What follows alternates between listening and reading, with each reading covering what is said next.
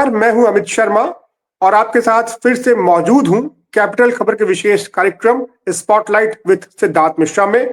इस कार्यक्रम में हमारे साथ मौजूद रहते हैं वरिष्ठ पत्रकार श्री सिद्धार्थ मिश्रा जी। सर, बहुत नमस्कार बहुत अमित। स्वागत है आपका। नमस्कार अमित। जी जी सर, आज जो आपकी एक संस्था है centre for reforms development and justice, जिसके आप अध्यक्ष हैं, और जो संस्था बेसिकली तो एकेडमिक स्टडीज के लिए काम करती है, लेकिन पिछले जो दिल्ली विधानसभा चुनाव हो रहा है उस पर भी आप लोगों ने काम किया है। और इसके पहले भी चूंकि 2011 की संस्था है आपकी और लगातार आप लोग काम करते रहे हैं, आप अध्यक्ष हैं इस संस्था के। और पिछले जो कुछ चुनाव हुए हैं, जैसे जो हमारा लोकसभा चुनाव था उसमें जो नतीजे आपने बताए, या हरियाणा में जो चुनाव हुआ वहां जो नतीजे आपने बताए, या अभी हम अगर हाल फिलहाल के चुनाव की बात करें महाराष्ट्र में और झारखंड में, वो तो हमने इसी मंच से डिस्कस किए थे। उसमें भी जो आपका आकलन रहा था इस संस्था के जरिए, वो बड़ा सटीक बैठा है। और अब आप लोग दिल्ली विधानसभा के जो चुनाव हो रहे हैं उस पर आप लोग काम कर रहे हैं। तो पहले तो आप लोग एकेडमिक स्टडीज के लिए काम करते थे, लेकिन पिछले 6 महीनों से पब्लिक डोमेन में भी आप नतीजे दे रहे हैं, बड़े सटीक नतीजे आ रहे हैं। तो सर, ये इस बार जो दिल्ली विधानसभा के लिए आपने काम किया है, वहां से क्या डेटा आ रहा है, क्या नतीजे आ रहे हैं सर? अमित, पहले दिल्ली विधानसभा के ऊपर आने के पहले मैं सीआरडीजे के बारे में, उसके कॉम्पोजिशन और उद्देश्य के बारे में कुछ बात करना चाहूंगा। 2011 में जब यहाँ पर अन्ना हजारे का मूवमेंट उठा और एक एनार्की की स्थिति पैदा हुई और एक सोशल डिबेट, और सोशल मीडिया भी नया नया आ रहा था, और उसका आतंक तो बढ़ता ही गया है। तो और जो डिबेट जो थे, जो टेलीविजन चैनल्स के ऊपर जो डिबेट जो थे वो लगातार वो गर्त में जा रहे थे। तो उस समय ऐसा महसूस किया मैंने और हमारे साथ हमारे कई मित्रों ने।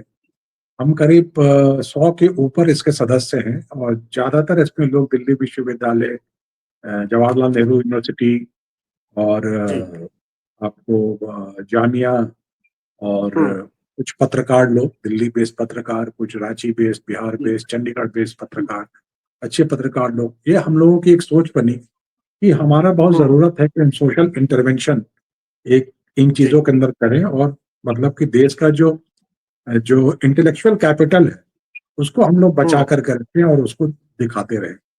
इसके अंतर्गत हम लोगों ने काम करना शुरू किया। हम लोग की एक एकेडमिक जर्नल भी आती है, द डिस्कसेंट करके, उस पर भी हम लोग ने काम किया, और विदाउट बायस, विदाउट पॉलिटिकल बायस।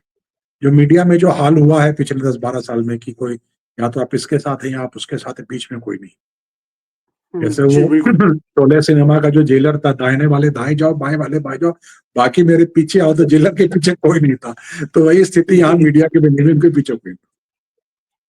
और हम लोग over a period of time हम लोग अपने काम करते रहे, सोशल इश्यूज पे बोलते रहे हैं, सेमिनार, डिबेट्स वगैरह ऑर्गेनाइज कराते रहे हैं, काफी चीजों को प्रमोट किया है। इनफैक्ट आपने जब मुझसे रिक्वेस्ट किया था कि मैं जो हम लोगों ने जो कुछ डॉक्यूमेंट्रीज बनाई हैं सीआरडीजे के माध्यम से, तो उसको भी हमने आपके चैनल को दे दिया है, सुपुर्द कर दिया है, वो भी वहां पर है। तो इंटेलेक्चुअल कैपिटल हम बनाते हैं, बिल्डअप करते हैं, यही हमारा ये है। उसके बाद पिछले कुछ दिनों से जो एक बात जो चल करके आई, जो सामने आई कि भाई ये जो, हालांकि मेरा तो ये बहुत पहले से मानना था कि ये जो हमारे यहाँ जो ये जो नंबर का खेल खेलते हैं, ये एग्जिट पोल वाले, सो कॉल्ड सेफोलॉजिस्ट्स, इनके काम में कोई जस्टिफिकेशन नहीं होता। इनके इनके ये एक मतलब ये कहाँ से नंबर्स लाते हैं, क्या नंबर लाते हैं, कैसे नंबर लाते हैं, बड़े बड़े सैंपल साइज की बात करते हैं, लेकिन सैंपल साइज के अंदर क्या क्वालिटी है, नहीं है, ये चीजें।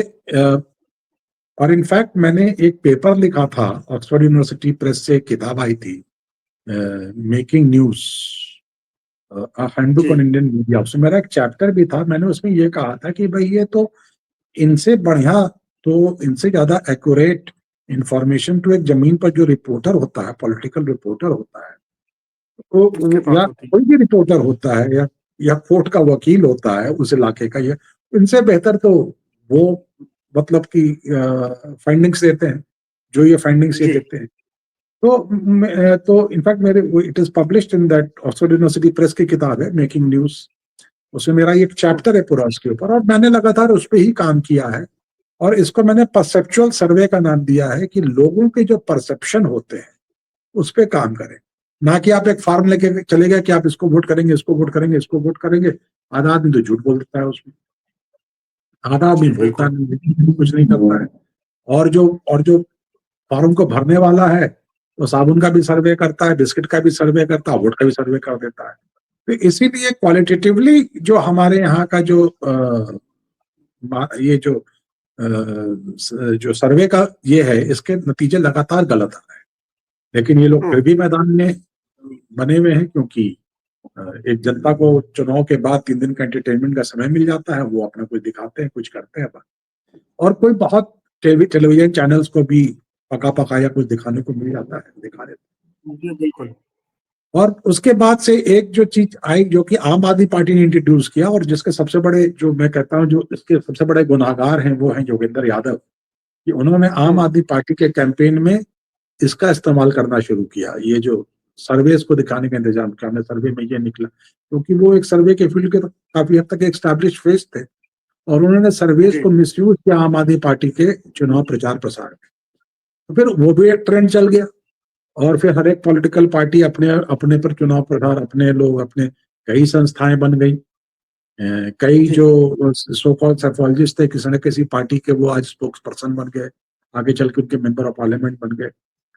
तो ये जो पूरा एक एकेडमिक वर्क जो था, मुझे मानना है कि सेफोलॉजी और लोगों के मानसिक के पॉलिटिकल चॉइसेस अपने आप में एक बहुत बड़ा चैलेंज है,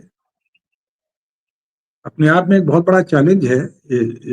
ये लोगों के चॉइसेस को पढ़ना, लोगों के मानसिकता को पढ़ना, लोगों को ये मतलब कि जी। देखिए, ये समझ पीपल्स पाना कि चॉइस वो पे क्या सोच रहे हैं। पीपल्स चॉइस पे ही सरकार बनती है ना। तो पीपल्स जी बिल्कुल। चॉइस को और पीपल के चॉइस को पढ़ना इतना आसान काम नहीं। ये एक गहन एकेडमिक एक्सरसाइज है, और हम लोगों ने लगातार इसके ऊपर काम किया है, और हम लोग को सक्सेस भी मिलता रहा है।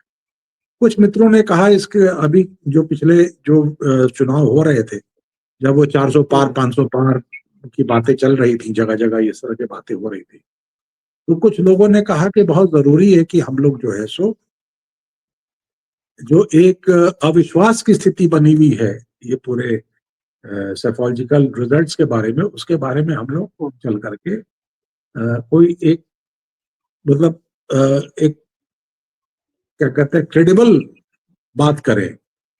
तो उस सिलसिले में मैंने उस समय एक आर्टिकल लिखा पानियर अखबार में, जहां पर मैं और अपने सर्वे के बेसिस पर मैंने लिखा, जहां मैंने कहा कि बीजेपी 400 सीट पार नहीं करेगी, बीजेपी इतनी ही सीटें पाएगी कि वो सरकार बना ले जाएगी, और वही निकला। और मैंने उसमें रिजर्व, मैंने कहा था जैसे टेंडर में रिजर्व प्राइज होता है, उसी तरह से रिजर्व सीट्स उनको आ जाएगी। Reserve seat as in not for quota, quota seats नहीं, इतनी सीटें आ जाएंगी क्योंकि सरकार बन जाएगी। और जी जो कि हुआ। उसी तरह से हमने हरियाणा में जबकि सब कांग्रेस को जिता रहे थे, उस समय भी हमने कहा था, एक रेनबो कॉम्बिनेशन की बात की थी उसके अंदर, और वो भी सही निकला। आपको याद होगा 2 कार्यक्रम तो मैंने आपके साथ किए, 2 प्रदेशों के, बिल्कुल। महाराष्ट्र और झारखंड के कार्यक्रम। पहली बार जी मैंने कल्पना सोरेन नाम के फैक्टर को, और दूसरी तरफ एकनाथ शिंदे नाम के फैक्टर, जहां पर कि सब ये फैक्टर्स के बारे में सबसे पहले बात हम लोगों ने की, और उसका रिजल्ट पे भी आपने देखा कि, और उसको मैंने एक्सप्लेन भी किया। तो ये रहा। तो अब उसके बाद जो हमारे जो मित्रगण हैं, दोस्त लोग हैं, आप जैसे लोग हैं, आप लोग की तरफ से ये प्रेशर बना है कि हम लोग आगे भी आने वाले चुनाव के बारे में हम लोग इस पर बात करें। जी तो इसी सिलसिले में काम तो हम करते ही हैं, दिल्ली पे भी हमने काम करना शुरू कर दिया है। और दिल्ली पे जो हम काम कर रहे हैं उसके बारे में हमारी जो आज सुबह ही वो पहली स्टडी तैयार हुई। हम सब नौकरी पेशा लोग हैं, हम सब अपनी अपनी जगह नौकरी करते हैं, टाइम लगाते हैं, और फिर अब कल शाम को बैठ के काम किया, सुबह बैठ के कुछ काम किया, निकला है। तो मैं कहता हूँ जो पाइपिंग हॉट फ्रॉम किचन बिल्कुल ताजा ताजा बन करके मैं आपके लिए ये लेकर के आया हूँ आज की जो स्टडी जी जो है। देखिए दिल्ली के जो चुनाव अभी हो रहा है, होने वाला है फरवरी में, 2 महीने दूर है अभी चुनाव। जी तो मैं इसको अर्ली वार्निंग कहूंगा। जो जैसे जब साइक्लोन आता है या आंधी आती है, जो सी का जो सी फेयरिंग में जो सिस्टम यूज होता है, अर्ली वार्निंग सिस्टम कहते हैं। वो अभी आज की तारीख में मैं तो वो अर्ली वार्निंग सिस्टम के ही डेटा को रिलीज कर रहा हूँ कि बिल्कुल शुरुआती दौर में क्या है। अब जैसे क्या होता है कि लोग कहते हैं कि भाई फला तूफान आने वाला है, फिर अब लोग तैयारी करते हैं उसकी, फिर पता लगा कि विंड ने अपना डायरेक्शन चेंज कर लिया, किसी और तरफ चली गई, या फिर जी होता है कि उसका प्रेशर कम हो गया। तो जब तक वो तूफान तट को छूता है तब तक काफी परिवर्तन आ जाता है।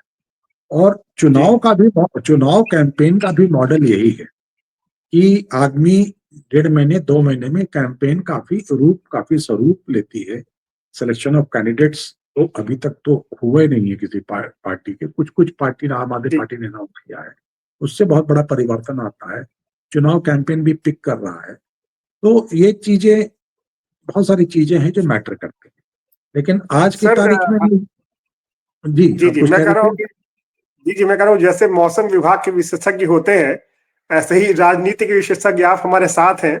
तो जब देखिए, ये जब मौसम राजनीति की हवा अपनी ये दिशा बदलेगी, तब तक हाँ, हम लोग उस पे और बात कर लेंगे और उन चीजों पे भी हम लोग डिस्कस करेंगे। जी वो मौसम वैज्ञानिक का तो खिताब स्वर्गीय रामविलास पासवान के पास था। और वो भी एक पॉलिटिशियन की समझ थी, उन्हें भी बड़ी जी समझ थी। और बिल्कुल। लाली यादव ने उनके अप्रिसिएशन में कहा था कि वो मौसम वैज्ञानिक है, उनको पता है हवा का रुख किधर चलने वाला है। तो मैं और जो वो कहता कभी तो गलत नहीं। हाँ, तो वो जी। वो अब हम लोगों ने जो स्टडी जो किया है, जो हम लोगों ने जो हम्म अभी दिल्ली में जो आज की जो हमारी स्टडी है जिसको हम शेयर करने जा रहे हैं आपके साथ, वो हम्म। बेसिकली हम इस चीज पे जा रहे हैं कि आज की तारीख में जब कांग्रेस पार्टी भी अपना एक 10 दिन का कैंपेन न्याय यात्रा पूरा कर चुकी है, अरविंद केजरीवाल हम्म। ने आईपैक के साथ गठबंधन कर लिया है, बीजेपी ने भी काफी तैयारियां शुरू कर दी हैं। तो जी आज के तारीख बीजेपी में ने। जब जब दिल्ली की जनता, और काफी सड़क हम्म सड़क पे पोस्टर उस्टर लग गए हैं, काफी सारे लोगों के पोस्टर, चुनाव भी पोस्टर वगैरह लग गए हैं। सबसे ज्यादा पोस्टर आम आदमी पार्टी के लगे हुए हैं। तो उसके समय, तो इस समय अब जनता दिल्ली की अब चुनाव के मूड में आना शुरू हो गई है। और जब जनता चुनाव के मूड में आना शुरू होती है तब उनसे पूछिए कि आप किसको वोट करना चाहते हैं। आप 6 महीना पूछेंगे, बोला अरे यार चुनाव तो बहुत बुरे, तब देखेंगे। तो अब लेकिन दिल्ली की जनता, अब महाराष्ट्र के चुनाव हो चुके, हरियाणा के चुनाव हो चुके, झारखंड के हो चुके, सब कुछ हो चुका।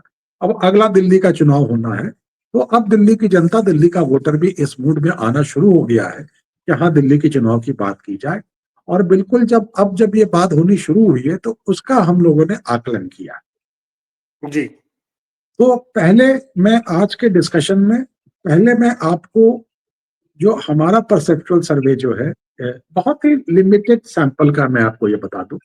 मैं बिल्कुल क्लेम नहीं कर रहा कि हमने लाखों लोगों का सैंपल लिया, कुछ लिया है। मैंने क्वालिटी सैंपल हम लोग उठाते हैं।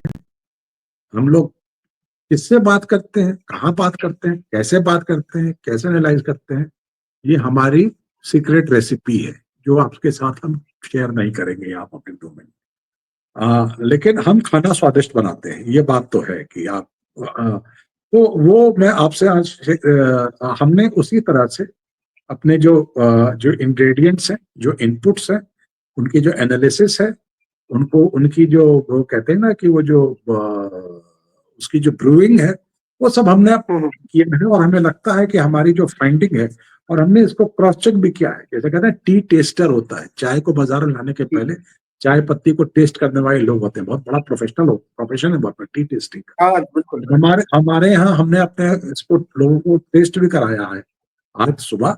और वो लोग हम्म हमारे फाइंडिंग के साथ इफ्तिकार रखते हैं, मतलब कहते हैं कि हाँ, ये ऐसा कुछ सीन तो आज की तारीख में है। तो ये हम मान ले कि आज ये बेस पॉइंट में जो आपसे शेयर करने जा रहा हूं, ये आज हमारा बेस पॉइंट जी हमारा है। और इसके बाद ऊपर जाएगा नीचे जाएगा पार्टियों का ही। लेकिन आज की तारीख में पार्टियां जो है सो इस स्थिति में खड़ी हैं, ये मैं आपसे आज शेयर करने जा रहा जी बिल्कुल। हूं। तो पहले मैं राज। आपके सामने पहले मैं आपके सामने आपके साथ जो वोटिंग परसेंटेज है, किसके पास जो जो voting percentage, support percentage, voting नहीं, सपोर्ट परसेंटेज, किसको कितना सपोर्ट मिल रहा है, पहले हम लोग उसकी बात करेंगे, उसके बाद फिर मैं जी। आपको एक्सप्लेन करूंगा कि क्या मुद्दे हैं इन फाइंडिंग्स के पीछे, क्या मुद्दे इन फाइंडिंग्स के पीछे, और उसको काउंटर के लिए करने के लिए पार्टियां क्या काम करनी शुरू कर दी हैं उस दिशा में ऑलरेडी, इस पे बात करेंगे। जी। तो मैं कहता हूं कि सस्पेंस खत्म हो। तो हमारी जो फाइंडिंग है, जो हम उस पे चलेंगे जिसको सबसे कम प्रतिशत वोट है, पहले उसका नाम लेते हैं, सपोर्ट है, वोट नहीं सपोर्ट है, वो है कांग्रेस पार्टी। वो इस जी। समय 9.5% पे खड़ी है, 9.5%, जी। जो कि पिछले असेंबली चुनाव से 5% ज्यादा है। पिछले असेंबली चुनाव में ये 4.5% पे थी, इस समय जी। 9.5% पे कांग्रेस पार्टी खड़ी है। ये जी। न्याय यात्रा कल खत्म हुई है, उसके बाद हम लोगों ने इसको कंक्लूजन को निकाला। इसके बाद आती है आम आदमी पार्टी, जी। जो इस समय 22% वोट पे खड़ी है। ये तो काफी आप चौंकाने वाले आंकड़े दे रहे हैं सर। पिछली बार आपका परसेंटेज करीब करीब 54% था। जी। सॉरी, इसके बाद है भारतीय 52% जनता, हुई। जी। इसके बाद है भारतीय जनता पार्टी। जी।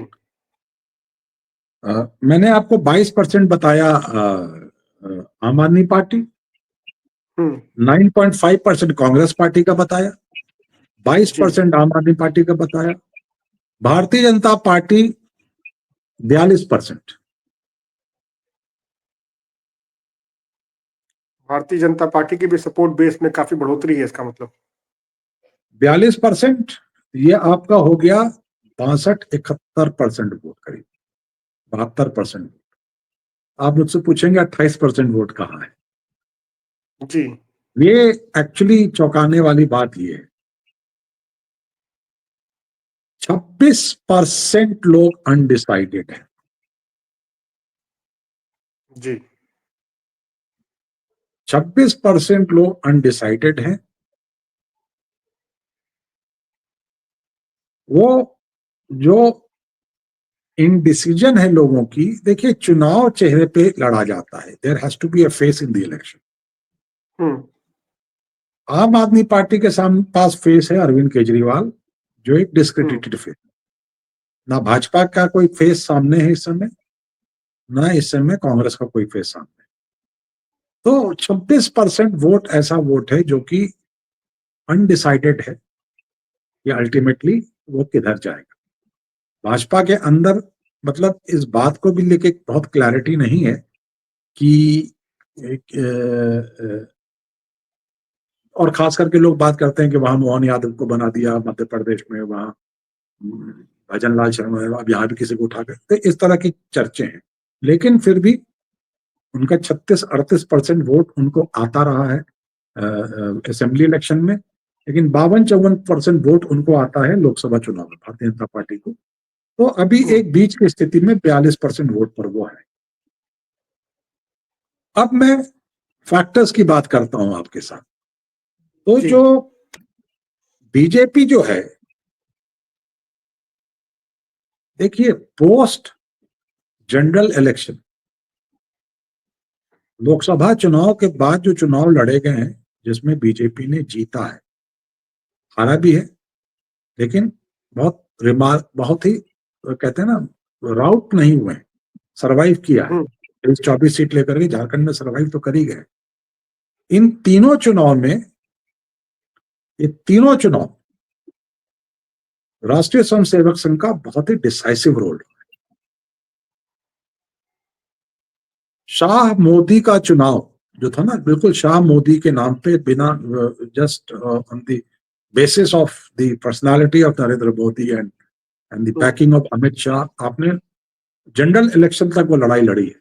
और जहां पर के बहुत ऑब्वियस था कि आरएसएस साथ नहीं खड़ा था उसके, मोदी जी को नागपुर जाना पड़ा था उनको मनाने के लिए, फिर आया। तो वो चुनाव के बाद, लेकिन उसके बाद के जो चुनाव, और खास करके ये जो इनका ये है जो शुरू से जो उनका जो एक जो नारा था, आरएसएस का जो नारा था हमेशा से, गर्व से कहो हम हिंदू हैं, मतलब कि हम हिंदू एक हैं, मतलब एवरी कम्युनिटी जो हिंदू धर्म के मानने वाले जो भी जात के लोग हैं, अपनी जात के नाम पर गर्व ना करके हिंदू धर्म के नाम पे गर्व करो। उसी का एक राजनीतिक रूप योगी आदित्यनाथ ने दिया, बटोगे तो कटोगे। और ये नारा खूब चला है हरियाणा में, और ये नारा खूब चला, एक हद तक खूब चला महाराष्ट्र में। जी, ठीक है, वहां पे ट्राइबल पॉपुलेशन और माइनॉरिटी बिल्कुल कट गए झारखंड में उनसे, उसके कारण थे जो हम लोगों ने डिस्कस किया हुआ है। लेकिन फिर भी वहां पर हिंदू वोट का कंसोलिडेशन अजातीय आधार, मतलब कि not on the basis of caste but on the cases of religion, Bharatiya Janata party के पीछे रही। तो आरएसएस की जो संस्थाएं हैं, आरएसएस के जो विंग्स है, आरएसएस के जो आर्म्स हैं, वो आज के तारीख में दिल्ली में बहुत एक्टिव है। और जो मुद्दे जिस पर वो चुनाव दिल्ली में लड़ेंगे, वो कोई, ये पिछला चुनाव में आपको क्या था, सबसे बड़े कैंपेनर थे अमित शाह जी, और वो उनके भाषण में कहा जाता था कि इतने जोर से बटन दबाओ कि जाकर के बिजली जामिया में कड़के। जब वहां पर धरना प्रदर्शन चल रहा था जामिया के पास, आपको याद हो, जामिया नगर में कड़के, तो ये कैंपेन का ये था। इस समय तो केजरीवाल ने अमित शाह जी को डिफेंसिव पे ला दिया है, लॉ एंड ऑर्डर की बात कर। तो आरएसएस जो है, लेकिन अपने तरीके से, अपनी जो उसके जो तरीके हैं जनसंचार के, और अपने जो तरीके हैं मासेस तक पहुंचने के, अपने दायित्वों को निभाने के, उस पे आरएसएस एक्ट कर रही है। और वो दिल्ली में अपने आप को कंसोलिडेट करना चाह रही है। और आरएसएस चाहेगी कि दिल्ली, जो एक जमाने में दिल्ली और आरएसएस की वन ऑफ द अर्लीस्ट कर्म भूमि रही, 1967 में भारतीय जनसंघ की सरकार यहां बन गई थी, 1967 में। One of the first Jana Sangh government Sangh का जिसमें भागीदारी था, वो सरकार 1967 दिल्ली में बन गई थी।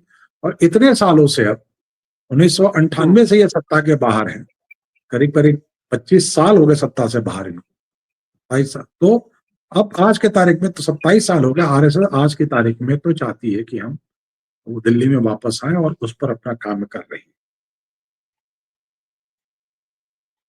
और उनकी पूरी कोशिश यही है कि वो जो लोकसभा की उनकी वोटिंग पैटर्न जो रही है, लोकसभा में जो यहाँ दिल्ली में वोटिंग हुई है, उसको पकड़ करके जो मैक्सिमम रिटेंशन कर सके वहां पर वोट का, और वोट फ्लो बैक नहीं करे। जैसे मैंने सबसे बड़ा बात एक बनिया वोट का कहा था, ये जो बनिया वोट जो है दिल्ली में केजरीवाल को वोट दे देती है। और तो वो जो उनका बनिया फैक्टर जो है, जो वैश्य समुदाय का वोट जो है, जो वैश्य संस्थाएं जो है, जो केजरीवाल जी के साथ चली जाती हैं, आरएसएस की कोशिश ये है कि उसको वो रिटेन करके रखे।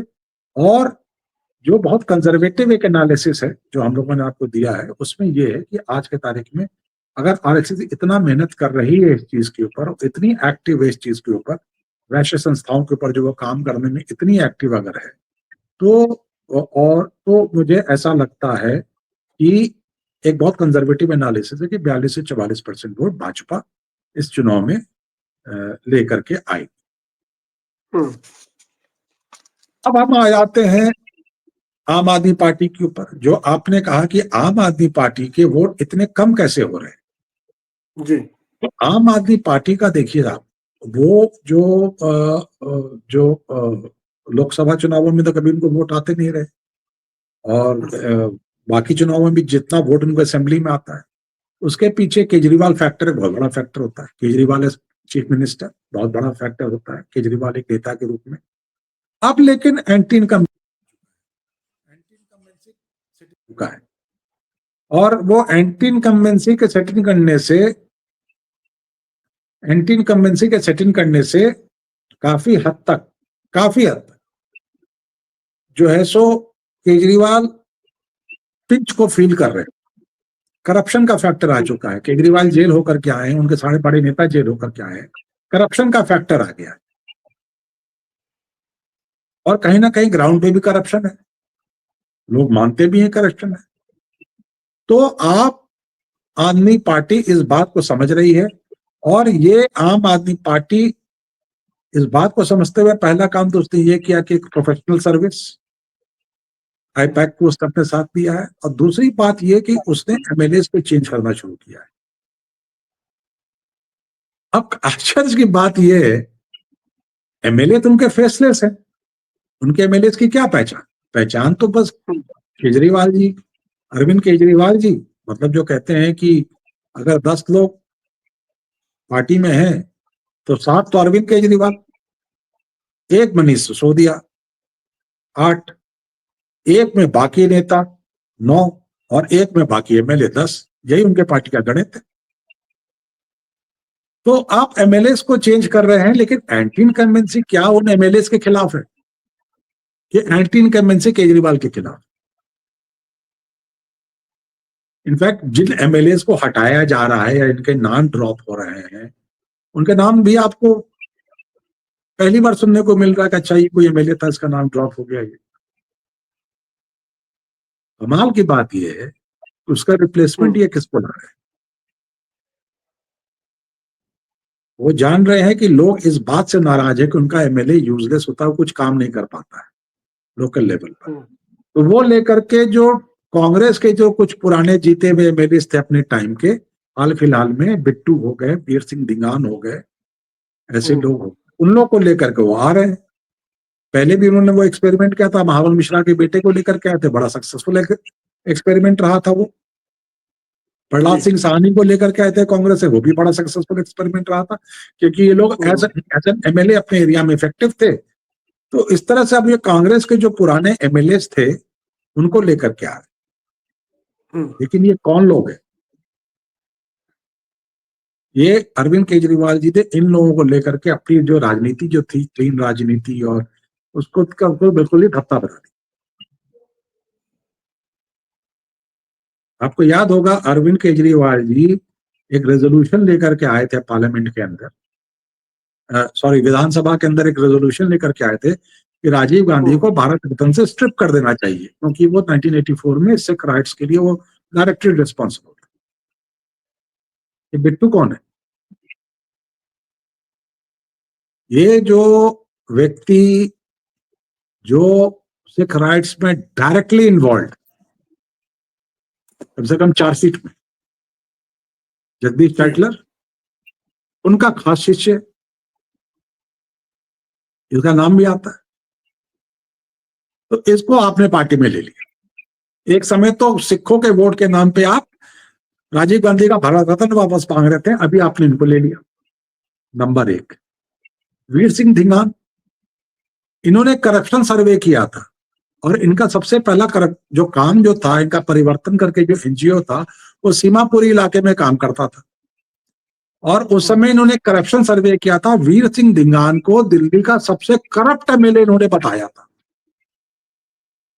और जो इनकी एक वर्कर थी राजकुमारी कोहली या ऐसे कुछ नाम था, हाँ जी जी, वो कहते थे कि उसका जो एक्सीडेंट, सो कॉल एक्सीडेंट होकर जो या कहते थे कि ये मर्डर है, उसके लिए वो वीर सिंह दीगान को रिस्पॉन्सिबल मानते थे। आज वीर सिंह दीगान को इन्होंने टिकट दे दिया। जी, मेरे ख्याल से उनकी छोटी बहन पार्षद भी है यहाँ से। जी, तो उनको अब टिकट दे दिया इन्होंने। जी, तो आप देखिए, ये तो मतलब ये केजरीवाल जी इस बात को अब समझ रहे हैं कि भाई ऐसे लोगों को लाओ जिनको कि इलाके में कुछ पकड़ो, सिर्फ मेरे नाम पे वोट मिलने वाला नहीं है, सिर्फ मेरे कहने पर वोट मिलने वाला नहीं है। तो ऐसे लोगों को पकड़ के लाओ जिनका एक जमीन पर कुछ प्रेजेंस हो। तो अगर उनके रामनिवास गोयल जो कि उनके स्पीकर रहे हैं, पुराने नेता, वो अगर छट सकते हैं, दिलीप पांडे जो उनके पार्टी के चीफ विप थे, दिल्ली प्रदेश के अध्यक्ष थे, वो छट सकते हैं, तो कल आपको आश्चर्य ना हो कि अगर अरविंद केजरीवाल सत्येंद्र जैन को भी छाट दें और किसी ऐसे व्यक्ति को टिकट दे दें जिसकी की इलाके में पकड़ हो, एक इलाके में प्रेजेंस हो, जो केजरीवाल का वोट अपना रसूख उसको पकड़ करके चुनाव निकले। ये इनकी आज के तारीख में स्ट्रैटेजी है। तो लेकिन वो स्ट्रैटेजी कब बनेगी, वो तो टिकट अलॉटमेंट के बाद की बात है। आज के तारीख में अरविंद केजरीवाल जी अपने दम पे चुनाव जिताने में काफी लो परसेंटेज पे जा रहे हैं, मात्र 22% पे चल रहे हैं। राइट। अब इनके पार्टी की एक खास बात और है कि जो इन्होंने गुजरात में अपनाया था, अरविंद केजरीवाल अपने वैश्य वोट को बचाने के लिए, देखिए वैश्य वोट की बहुत जबरदस्त लड़ाई है। तो मैंने कहा बीजेपी भी वैश्य वोट को रिटेन करना चाह रही है और अरविंद केजरीवाल भी वैश्य वोट को अपने पास रखना चाह रहे हैं। तो इस सिलसिले में अरविंद केजरीवाल जी ने आपको अपने गौर किया होगा, अगर गौर नहीं किया तो गौर फरमाइए इस पे, संभल के जी विषय में एक शब्द बोला है क्या? जी बिल्कुल। माइनॉरिटीज की बात की है क्या? वहां जो माइनॉरिटीज के जो डेथ हुई बात की है क्या? वो जानते हैं कि अगर उस पर बात करेंगे तो दिल्ली का जो वैश्य समाज जो है, जो कहीं ना कहीं एक राइट ऑफ द सेंटर विचारधारा के लोग हैं, वो अगर केजरीवाल खुश करके अगर माइनॉरिटीज की बात करेंगे तो वो कट करके वहां वापस चले जाएंगे, बीजेपी के पास चले जाएंगे। और अगर वैश्य समाज बीजेपी के पास चला गया तो अरविंद केजरीवाल जी तो बिल्कुल ही चुनाव से आउट हो जाएंगे। इसीलिए वो संभल की बात नहीं कर रहे, वो माइनॉरिटीज की बात नहीं कर रहे, वो एक दूसरी दिशा में ही ले जा रहे हैं कि लॉ एंड ऑर्डर की दिशा में ले जा रहे हैं, उसकी बातें कर रहे हैं। और लॉ एंड ऑर्डर की स्थिति प्रॉब्लम खड़ी भी है, लॉ एंड ऑर्डर की जी प्रॉब्लम है भी, लेकिन वो अरविंद केजरीवाल जी का पूरा फोकस भी वही है कि वो वैश्य समाज को किसी तरह से रिटेन कर सके अपने पास। माइनॉरिटीज को वो फॉर द ग्रांटेड लेकर के चल रहे हैं कि माइनॉरिटीज तो उस पार्टी को वोट देगी जो पार्टी बीजेपी को रोक सके। चूंकि आज की तारीख में कांग्रेस बहुत पीछे है तो उनको सपोर्ट करेगी माइनॉरिटीज, तो इसलिए ज्यादा बात करने की जरूरत नहीं है उसकी। और लेकिन ज्यादा बात करेंगे तो वैश्य समाज का वोट कटेगा, इसीलिए वो उस पर बात नहीं कर रहे हैं। अब हम आ जाए कांग्रेस पार्टी के ऊपर। कांग्रेस पार्टी ने न्याय यात्रा चलाया है। न्याय यात्रा के अंदर अनफॉर्चुनेट पार्ट ये रहा कि किसी बड़े नेता ने पार्टिसिपेट नहीं किया। जिस तरह से बड़े नेता का पार्टिसिपेशन होना चाहिए था, ना राहुल गांधी आए, ना केसी वेणुगोपाल आए, ना प्रियंका गांधी आई, ना खड़गे साहब आए, कोई तो आया नहीं न्याय यात्रा। लेकिन फिर भी एक मोबिलाइजेशन हुआ है, ग्राउंड लेवल पर एक संचार किया गया है और उसके बाद लोगों को लग रहा है कि हाँ कांग्रेस अभी दिल्ली में एग्जिस्ट कर रही है और दिल्ली में चुनाव कांग्रेस लड़ सकती है। एक ऐसी फीलिंग लोगों के बीच में आनी शुरू हुई है, लोगों के बीच में ये बात हुई। हालांकि जो दिल्ली के जो अध्यक्ष हैं उनको तो कार्यकारी अध्यक्ष बनाया गया था, देवेंद्र यादव। वो कोई इतने बड़े पब्लिक के बीच में फेस नहीं है, चेहरा नहीं है, लेकिन न्याय यात्रा उन्होंने कराई है।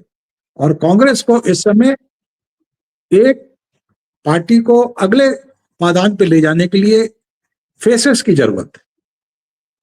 जो ये बात का जनता को देवेंद्र यादव से एश्योरेंस नहीं मिलेगा, या जो इनके देवेंद्र यादव के या जो कुछ लोग दिल्ली के जो एनएसवाई और यूथ कांग्रेस के आए हुए लोग हैं जो तेलंगाना में काम किए, यहाँ वहां काम किए, इन लोगों से लोगों को एश्योरेंस नहीं मिलेगा।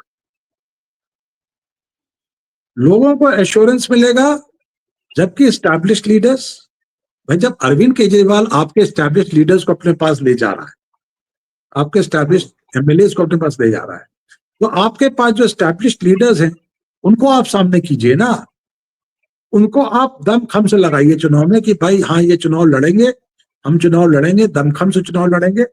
और इसमें जो दो नाम जो मुझे खास करके लगता है कि जिनको दिल्ली की राजनीति में बहुत एक्टिव करना पड़ेगा कांग्रेस के रिवाइवल के लिए, वो है अजय माकन जो ऐसे में एआईसीसी के ट्रेजरर हैं, और दूसरे हैं संदीप दीक्षित। जी आप पहले बता चुके हैं। दोनों ही दो टर्म के मेंबर ऑफ पार्लियामेंट रहे हैं दिल्ली से। अजय माकन केंद्रीय मंत्री रहे हैं, दिल्ली में मंत्री रहे हैं, दिल्ली के स्पीकर रहे हैं और दिल्ली के छात्र राजनीति से शुरू किया है, तो वो तो बहुत ही बड़ा नाम है। संदीप दीक्षित के साथ उनकी माता जी का नाम जुड़ा हुआ है, शीला जी का नाम जुड़ा हुआ है। शीला जी के प्रति लोगों का एक स्नेह है, शीला जी के प्रति लोगों का एक प्यार है, और वो संदीप दीक्षित में शायद वो स्नेह, वो प्यार बांटना चाहेंगे उनको देख करके, और कांग्रेस पार्टी इसके बेनिफिशियरी होगी। अब ये दोनों व्यक्ति चुनाव में कितना एक्टिव करते हैं, कितने एक्टिव हो पाते हैं, इनको कितना स्पेस सेंट्रल लीडरशिप देती है, ये तो देखने वाली बात है। मेरा मानना तो ये है कि अगर आप मुझसे पूछें, हालांकि मुझे एक कहावत है, पूछे ना आछे मैं दुल्हन की चाची, अगर मुझसे अगर कांग्रेस पार्टी पूछे कि भाई आप इस चुनाव में क्या चाहते हैं, कैसे लड़ा जाए आम आदमी। तो मैं तो ये कहूंगा कि संदीप दीक्षित को नई दिल्ली सीट से खड़ा कर दो। अब इसके दो तीन फायदे हैं। एक तो संदीप दीक्षित अगर वहां से चुनाव लड़ते हैं, अगर अरविंद केजरीवाल से हारते भी हैं तो कोई बहुत वो मतलब कि ऐसा लॉस नहीं। अगर जीतते हैं और लोगों के बीच में वो सेंटिमेंट पैदा कर सकते हैं, भाई मेरी माँ को अरविंद केजरीवाल ने हराया था इस सीट पर, उन्हें मेरी इज्जत और मेरी माँ की इज्जत लौटाओ। और चुनाव इस बल पर वो लड़ गए तो बहुत ही बढ़िया चुनाव होगा, बहुत ही मजबूत चुनाव होगा, क्योंकि शीला जी की टीम अभी भी एग्जिस्ट तो करती है वहां पर। जो उनको 3 चुनाव शीला जी जीती थी उस सीट से, पहले गोल मार्केट और फिर नई दिल्ली का लगी वो सीट। तो बहुत अच्छा चुनाव लड़ा जाएगा और अरविंद केजरीवाल काफी हद तक उस सीट में फंस जाएंगे, बाहर निकल के कैंपेन नहीं कर पाएंगे। ये स्ट्रैटेजी कांग्रेस पार्टी बना सकती है। और जो वो करीब करीब 26% जो फ्लोटिंग वोट है, वो जो 26% फ्लोटिंग वोट है, उसको कांग्रेस पार्टी अपनी ओर खींच सकती है, उसका एक सब्सटैंशियल ये खींच सकती है। और अगर वो ब्यार चल गई, अगर वो अनडिसाइडेड वोट अगर कांग्रेस पार्टी की तरफ आना शुरू हो गया, तो मेरा ये मानना है कि फिर आम Aadmi party will lose more votes, ऐसा भी होगा। और अगर वो ब्यार नहीं चली तो इस 26% वोट से आम आदमी पार्टी वोट गेन करेगा और बीजेपी भी वोट गेन करेगी। तो आज के तारीख में ये तो कांग्रेस पार्टी के ऊपर है कि वो कितने दम से चुनाव लड़ती है, कितनी ईमानदारी से चुनाव लड़ती है। कैश फॉर टिकट नहीं होना चाहिए। हरियाणा में यही, मध्य प्रदेश में यही आरोप लगे चुनाव हारने के बाद, हरियाणा में यही आरोप लगे चुनाव हारने के बाद, महाराष्ट्र में यही आरोप लगे चुनाव हारने के बाद। तो जब ये आरोप लग रहे हैं तो इस समय पार्टी की लीडरशिप को ये देखना है कि टिकट बेचे नहीं जाए कांग्रेस पार्टी, और कांग्रेस पार्टी में के टिकट के बंटवारे में करप्शन कम हो। एक अच्छी बात यह है कि इनकी जो स्क्रीनिंग कमेटी है उसके अंदर मैंने मध्य प्रदेश के पूर्व एमपी और यूथ कांग्रेस की फॉर्मर प्रेसिडेंट एनएसयूआई की मीनाक्षी नटराजन का नाम देखा है। उनकी पर्सनालिटी एक ऑनेस्ट पॉलिटिशियन की है। अगर ऐसे लोग इस सीरियसनेस से अगर टिकट का बंटवारा होता है तो कांग्रेस पार्टी अच्छा परफॉर्म करेगी और वो चुनाव को एक नया रूप देगी। लेकिन आज की तारीख में अगर मुझे आप रैपअप करने के लिए कहें तो मैं ये कहूंगा बीजेपी है आगे, लेकिन खेल में है केजरीवाल, खेल में है केजरीवाल। और कांग्रेस पार्टी पैड बांध करके बिल्कुल तैयार बैठी पवेलियन में, डिपेंड करता है उनके कोच राहुल गांधी कब उन्हें आदेश देते हैं कि जाकर के धुआंधार बल्लेबाजी। ये स्थिति है आज की तारीख में। जी चलिए, काफी विस्तार से आपने बताया सर, काफी चौंकाने वाले आंकड़े आप दे रहे हैं, क्योंकि आम आदमी पार्टी की 2015 में 67 सीटें थीं और 2020 में 62 सीटें थीं, और उसका वोट परसेंटेज भी जो है वो पिछली बार 52% था। आप बता रहे हैं कि लगभग आधा हो रहा है। और बीजेपी में। 30-35 से बढ़ के 35% हुई थी। आप फिर बता रहे हैं कि करीब वो 42-44% के आसपास वो सपोर्ट परसेंट जिसको आप कह रहे हैं वो उससे मिलेगा। तो तस्वीर तो आप काफी हद तक साफ कर रहे हो, और ये आप पहले ही बता ही रहे थे कि कांग्रेस के लिए एक मौका है, लेकिन कांग्रेस इस मौके का कैसा फायदा उठा सकती है, ये सब कुछ इस पर डिपेंड करेगा। और आपने कई सूत्र भी बताए कांग्रेस के लिए कि वो क्या करे जिससे उसको फायदा मिले। अब ये तो कांग्रेस पार्टी के ऊपर डिपेंड करता है। और आपने ये भी बताया कि आरएसएस जो है वो काफी एक्टिव है बीजेपी के लिए इस बार फिर से। और जब जब जहां जहां आरएसएस एक्टिव रहा है, जैसे अभी हरियाणा में देखा गया और महाराष्ट्र में देखा गया, वहां वहां बीजेपी ने सरकार बनाई है। तो ये एक बड़ा फैक्टर यहाँ भी दिल्ली में दिखाई पड़ सकता है। और चुनाव अब बता ही रहे कि बिल्कुल अब शुरुआत मूड में लोग आने लगे हैं। बीजेपी ने चुनाव का स्लोगन भी जारी कर दिया है कि अब नहीं सहेंगे, बदल के रहेंगे। छत्तीसगढ़ में भी उन्होंने लगभग ऐसा ही स्लोगन दिया था और उनकी सरकार बनी, वहां पे आपस में सत्ता में आए और तिगुने वोट लेकर के आए, और लगभग वैसी स्थितियां बता रहे हैं। अरविंद केजरीवाल जो है वो अब इस स्लोगन के जवाब में कह रहे हैं कि बीजेपी जो है वो, यानी कि जो अच्छे काम हुए हैं, यानी कि जो बिजली लोगों को मिल रही है फ्री में, पानी मिल रहा है, और जो महिलाओं के लिए जो फ्री बस है, ये सब रुक जाएंगे, नहीं होंगे, लेकिन बीजेपी ने कह दिया है कि अगर वो भी सत्ता में आती है तो ये सब चीजें चलती रहेंगी। तो एक बड़ा कार्ड तो बीजेपी पहले ही खेल चुकी है और ये सिचुएशन है। सर, ये जो आपने, मैं चाहूंगा कि एक बार जो आपने आंकड़े बताए हैं, एक बार फिर से उसे रैप अप कर दीजिए हमारे दर्शकों के लिए, ताकि वो एक बार फिर से इसे समझ सके। तो मैं रैप अप करने के लिए बता दूं, और ये बिल्कुल फर्स्ट ये है, और मैं जब बार बार कह रहा था कि जो मैं आपसे शेयर कर रहा था और लगातार अभी जी बताया है कि ये बिल्कुल एक, कहते हैं ना, एक फाउंडिंग पोजीशन है ये। इससे पार्टियां ऊपर भी जी। जाएंगी, नीचे भी आएंगी। बिल्कुल ये अर्ली प्रिडिक्शंस है। तो उसमें हम्म। ये है कि भारतीय जनता पार्टी ये 42% सपोर्ट बेस है इस समय। आम जी आदमी पार्टी का 22% सपोर्ट बेस है। कांग्रेस पार्टी का 9.5% वोट बेस है। और अनडिसाइडेड इस समय 26% है। और इसके बाद फिर हम लोग हफ्ते 10 दिन 15 दिन के बाद इस पर बात करेंगे, तो मेरे ख्याल से आपको ज्यादा बेहतर हम बता पाएंगे। जी बिल्कुल। ये एक बड़ा पोर्शन है जो आप 26% बता रहे हैं। अब ये किस ओर जाता है, ये काफी कुछ दिशा तय करेगा दिल्ली चुनाव की। और जैसे मैंने पहले कहा कि जब जब दिल्ली चुनाव की दिशा बदलेगी, जब जब हवा की दिशा बदलेगी, चुनावी हवा की दिशा बदलेगी, तब तक हम उस पर फिर बात करेंगे और अपडेट लेंगे सर आपसे कि कहाँ चुनाव जा रहा है, किस ओर जा रहा है।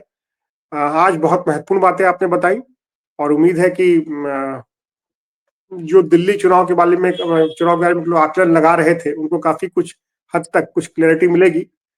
अ, और अब पिछले तमाम चुनाव में आपका आकलन काफी सही निकला है और हम देखते हैं कि इस बार इन चुनाव में उम्मीद है कि आपका आकलन सही निकलना चाहिए। तो आप बता ही रहे हैं कि खैर शुरुआती, ये जैसे हम कहते हैं चुनाव में कि शुरुआती रुझान है, तो ये शुरुआती रुझान है। हम देखते हैं कि ये रुझान अभी और किस ओर मजबूती से और जाते हैं। सर, आज के लिए बहुत बहुत धन्यवाद और हमारे दर्शकों का भी बहुत बहुत धन्यवाद हमसे जुड़ने के लिए। दर्शकों से अपील है कि आप लाइक कीजिए, सब्सक्राइब कीजिए, कमेंट कीजिए और जुड़े रहिए हमारे साथ। और हम आगे भी चुनाव, दिल्ली विधानसभा चुनाव पर बात करते रहेंगे, तो आप जुड़े रहिए हमारे साथ। सर, आज जो इतनी महत्वपूर्ण जानकारी आपने दी, ये जो महत्वपूर्ण आंकड़े डेटा आपने बताया हमें, इसके लिए आपका बहुत बहुत धन्यवाद। हम आगे भी आपसे दिल्ली चुनाव पे अपडेट लेते रहेंगे। धन्यवाद। धन्यवाद।